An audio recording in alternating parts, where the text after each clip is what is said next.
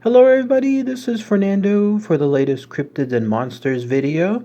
Alright, let's go ahead and let's do another entry here. This one yet again based on one of your newer suggestions. This one also having to do with yet another beloved dinosaur, like cryptid at least. But this one with a little twist. You know how in some of my past videos, they've definitely focused on those T-Rex-like cryptids. Here though, it's definitely going to focus on a rival of sorts, and it has to do with a Spinosaurus-like cryptid. So those of you that are fans of Jurassic Park 3, where the Spinosaurus definitely made its presence known, you're going to be in for a treat. And this is a creature that apparently still roams, at least there's a good chance, still roams the lands there in Africa, and there's still some controversy associated with its sighting. And I'll mention more on that here in a minute. But it has to do with this. You're looking at a representation of it now. It's known as the Niger Firespitter. So let's go ahead and let's talk about all the fascinating but brief information associated with this encounter,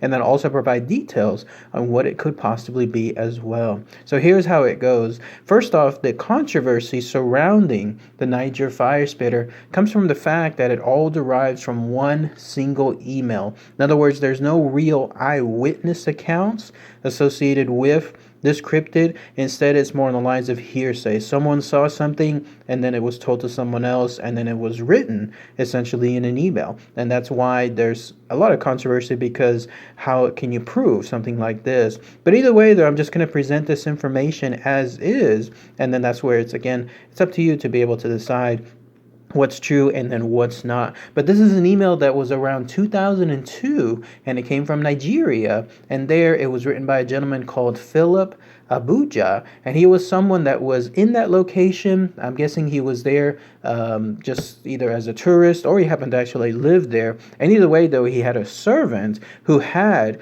more experience associated with this Niger Firespitter. In fact, somewhere along the way there was a drawing that was being done of a dinosaur, and then that's when the servants started to mention more information that they've seen this particular fire spitter, and then they provided more details associated with it. And so it's quite fascinating to read this, because here you have, in this case, a eyewitness account being told to another person, and then that person in turn is writing it within the email itself. But yes, at least that's the upfront controversy associated with this Niger Firespitter. And then as far as the actual physical characteristics of this dinosaur and why it resembles so much something along the lines of a Spinosaurus, it's this. So this is a reptilian-like creature. It has a color associated with either sand or small blackish marks or sorts, and then it has a very long tail, and then also a very long neck. Again, very reminiscent of a Spinosaurus. Its legs are also very thick and strong, just like an ostrich. There's giant claws associated with those legs, and more importantly, it has the same length, I guess you could call it that, between its legs and its arms. So again, very reminiscent of a Spinosaurus. In other words, it wouldn't be like a T-Rex, which obviously has those little teeny tiny arms. And then also its face seems to have a crocodile-like head. Also, 100% very reminiscent of Spinosaurus, because if you read the history of them, and I love reading more information about that particular dinosaur, that crocodile-like head was perfect for hunting the way it did by any kind of open waters. It would just submerge its head underneath the water, and then it was able to eat its prey or find its prey, either fish or other type of sea animals that way. But here's the most outstanding part. Here's how that's the most direct link. There were a set of spines, according to the eyewitness, again being this servant, there were these spines that started right from the neck and then finished right before the tail. So basically they encompassed the entire back of the actual cryptid, whatever this thing was, and it did so in a sail or fin-like fashion. He specifically said that within the email itself. So putting all these contexts together, you can't really think of anything else other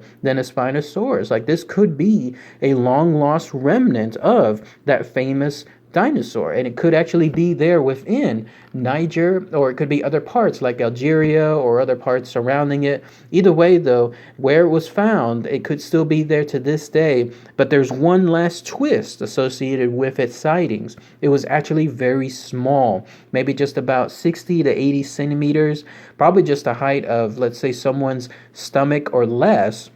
And the reason being is it's been suggested that the encounter with this creature was a baby. Like instead it was just an infant. And the reason for that is because of this. It had very, very large eyes. As we all know, eyes do not grow either on animals or on other types of human beings. The eyes pretty much stay the same size. And so when you have someone that's a youngling, that's why they have much larger eyes. And then the body, the rest of it grows larger afterward, but the eyes definitely stay the same. So it's been theorized that yes, this creature that was encountered, very small in size, you would think that if it was a Spinosaurus it'd be much larger, but no, it's mainly because it was an infant. That leads to the other theory that there has to be something else out there. If this was an infant, where is the parent, or where are the parents associated with this creature? But here's how it happened as far as the encounter. Somewhere along the way, back in 1984, that was the last known sighting. That was the sighting that the servant was talking about. There was this, I don't know if it was earthquake or something else that just erupted from the ground. And when that happened, and it could be also that something hit the ground along the lines, it split. Like there was a huge crack within that area there in Niger. And then there was a ground, like itself, there was an opening within the ground, and it was long enough and wide enough, essentially, that it was very difficult to jump across. But somewhere within that ground area, underneath it, in other words, that's where this creature emerged. So the way the sighting goes, once this creature came out, that's when it started attacking not just everyone around it, but also the flocks that people had. And this really freaked out a lot of the natives that were there, a lot of the people that were there, because they in turn had never seen something like this. And of course, they were just horrified at what happened next. Here's where there's another very interesting twist. Whatever this thing was, as far as this Niger Firespitter, the reason it's called a Firespitter is because it would use its sail to scrunch up. Like they saw its actions, like it was almost like hunching its back. Its spines would stand up, and then when that occurred, it would lower its neck, and boom, there was this fire that would come straight out of it. And of course, that was very harmful to anyone that it encountered, and so it was essentially using whatever it had internally to spit fire. How about that? Have you ever heard of anything like that? Not just involving a cryptid, but a potential dinosaur. So there it was, running around, just attacking people and then attacking the soldiers. There were some soldiers within that area as well, until at one point, finally, the soldiers were able to kill this particular creature. And so they took it to an area that was known as the prefecture, which is more on the lines of a local government building. They showed it to everyone there because they wanted to make sure that the people were no longer afraid of it. Apparently it was doing this for quite some time, maybe at least a couple of days or so, enough to essentially frighten everyone with that encounter. And they wanted to show to the people there that it was gone, like the danger was gone. There was nothing more to fear, because nobody else wanted to go near that location. That was very important too, because I think I was mentioning this earlier, there was a set of mines that were in that location, uranium mines. And then that's why people had to be there, because of all the rich deposits that people were taking out and then getting money from. So once that dinosaur, or whatever this cryptid was killed, it was absolutely shown around, and that was to make sure that everything was okay. But there was one little add-on associated with that encounter. Naturally, people started assuming, like I mentioned earlier, that this was a baby, this was an infant, and so they wanted to try to find whatever the mother was. And so they looked all over the place, apparently throughout that location, and then other parts of the Sahara, and then this was almost for up to 1 month they were doing this, but they couldn't find any traces, any remnants of any type of parent cryptid, if you could call it that, and then that's when they called it off, and then that's when everyone else presumably went back into normal operations, and that was it. That was the last known encounter associated with the Niger Firespitter. And again, this was around 1984 or so. But what about that when it comes to this encounter there? Here you have a dinosaur-like cryptid that not only looks like a Spinosaurus, but it also breathes fire. It is a fire spitter. And it seemed to be the only one there, and it seemed to come from whatever part of that ground that split open, and who knows, there may be even more within that compound. That kind of helps answer too how you would not have seen something like this in that location. All those people that were living there, how they wouldn't have seen it all those years before because of whatever occurred with the ground essentially opening up, and that would explain something now coming out and then confronting them afterward. Very, very fascinating stuff when I was reading this information. Now, as far as possible explanations on what it could be, again, I had mentioned that it could be a long-lost dinosaur, a remnant of the Spinosaurus. There's other theories that it could actually be another form of a crocodile. Crocodiles do run really quick as well. You would have to see them in action like you do on some YouTube videos. You'll see them sprint really, really quick. Obviously, though, they do not have anything along the lines of spines, like larger spines. In other words, I mean, they have those, I don't know if you call those tiny little spines or whatever those are, scales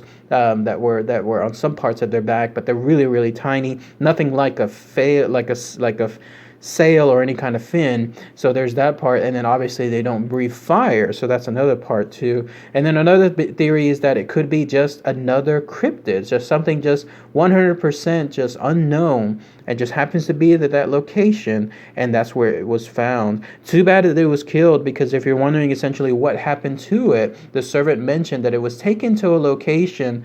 I'm trying to remember what that name was called. I think it was called Niamey, if I'm not mistaken, but it was gone. Like, nobody knew what happened afterward, because it was almost like hush hush. Nobody wanted to know about it. Nobody wanted to spread that fear again as to this creature, because there was a lot of calamity around this encounter. And so wherever it was and wherever it is now, who knows, maybe it's buried somewhere, maybe it was destroyed as far as its bones, who knows, but that's essentially the last known details associated with it. But that's pretty much it as far as this encounter with what could be a real-life Spinosaurus. Here you have something there in Niger that's known as the Niger Firespitter. But if anyone has any more info, anything else I might have missed, please let me know. I wanted to mention this too. The way the servant was mentioning that info in the email, he made it seem like this was commonly known, like as far as this encounter there in that area. So in other words, it wasn't just known to that servant, but he was mentioning that other soldiers